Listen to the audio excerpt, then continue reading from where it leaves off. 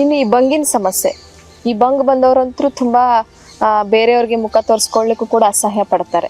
ಹಾಗಾದ್ರೆ ಈ ಬಂಗಿನ ಸಮಸ್ಯೆ ಬಂದವ್ರು ಏನ್ ಮನೆಮದ್ದು ಮಾಡ್ಕೋಬಹುದು?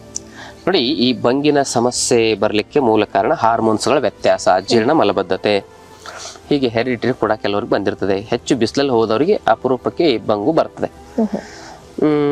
ಇಂತಹ ಸಮಸ್ಯೆ ಇರೋರು ಏನ್ ಮಾಡ್ಬೇಕಂದ್ರೆ, ತಂಗಡಿ ಹೂವು ಅಂತ ಸಿಗುತ್ತೆ, ಅದನ್ನ ನೆರಳಲ್ಲಿ ಒಣಗಿಸಿ ಪುಡಿ ಮಾಡ್ಕೊಂಡು ಅದನ್ನ ಕೊಬ್ಬರಿ ಎಣ್ಣೆ ಜೊತೆಗೆ ಮಿಶ್ರಣ ಮಾಡ್ಕೊಂಡು ಮುಖಕ್ಕೆ ಹಚ್ಚೋದ್ರಿಂದ ಬಂಗು ಬಹಳ ಬೇಗ ಕಮ್ಮಿ ಆಗುತ್ತೆ. ಒಂದನೇ ಮನೆ ಮದ್ದು. ಎರಡನೇ ಮನೆ ಮದ್ದು ಅಂದ್ರೆ, ಇದಕ್ಕೂ ಆಗಿಲ್ಲ ಅಂದ್ರೆ ನೆಕ್ಸ್ಟ್ ಲೆವೆಲ್ ಅಂದ್ರೆ ಇದಕ್ಕಿಂತ ಸ್ಟ್ರಾಂಗ್ ಇರೋದು ಕಕ್ಕೆ ಹೂವು. ಆ ಕಕ್ಕೆ ಹೂವನ್ನ ನೆರಳಲ್ಲಿ ಒಣಗಿಸಿ ಪುಡಿ ಮಾಡ್ಕೊಂಡು ಆ ಪುಡಿಯನ್ನ ಕೊಬ್ಬರಿ ಎಣ್ಣೆ ಜೊತೆಗೆ ಮಿಶ್ರಣ ಮಾಡಿ ಮುಖಕ್ಕೆ ಹಚ್ಚೋದ್ರಿಂದ ಬಂಗು ಹೋಗುತ್ತೆ. ಮೂರನೇ ಮನೆ ಮದ್ದು ಏನಂತ ಹೇಳಿದ್ರೆ, ಈ ಗುಲಾಬಿ ಹೂವು, ಆಮೇಲೆ ದಾಸವಾಳದ ಹೂವು, ಆಮೇಲೆ ಮುಲ್ತಾನಿ ಮಿಟ್ಟಿ, ಈ ಮೂರನ್ನು ಪುಡಿ ಮಾಡಿಕೊಂಡು ಅದನ್ನ ಪುಡಿಯನ್ನ ಏನಂತ ಹೇಳಿದ್ರೆ ತುಪ್ಪ ಅಥವಾ ಕುಂಕುಮಾದಿ ತೈಲ ಡುಪ್ಲಿಕೇಟ್ ಸಿಗುತ್ತೆ, ನಮ್ಮಲ್ಲಿ ಒರಿಜಿನಲ್ ಸಿಗುತ್ತೆ, ಅದನ್ನು ತಗೊಂಡು ಬಳಸ್ಬೋದು.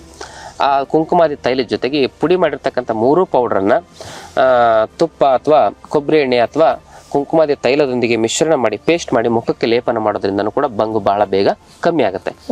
ಬಹಳ ಬೇಗ ಅಂದ್ರೂ ಕೂಡ ಮಿನಿಮಮ್ 1 ತಿಂಗಳಾದ್ರೂ ಹಚ್ಚಬೇಕು. ಕೆಲವೊಬ್ಬರಿಗೆ 3-4 ತಿಂಗಳು ಹಚ್ಚೋ ಪರಿಸ್ಥಿತಿ ಬರ್ತದೆ. ಅಂಥವ್ರು 1 ತಿಂಗಳು ಹಚ್ಚಿ ನೋಡಿ, ಕಡಿಮೆ ಆಗ್ತಾ ಬಂದ್ರೆ ನಿರಂತರವಾಗಿ ಹಚ್ತಾ ಹೋಗ್ಬಹುದು. ಇದು ಬಂಗಿಗೆ ಶಾಶ್ವತ ಪರಿಹಾರ. ಅಜೀರ್ಣ, ಮಲಬದ್ಧತೆಯನ್ನು ನಿವಾರಣೆ ಮಾಡ್ಕೊಳ್ಳೋದ್ರ ಜೊತೆಗೆ ಈ ಮನೆ ಮದ್ದನ್ನು ಮಾಡ್ಕೊಳ್ಳೋದ್ರಿಂದ ಬಂಗು ಬಹಳ ಬೇಗ ನಿವಾರಣೆ ಆಗ್ತದೆ.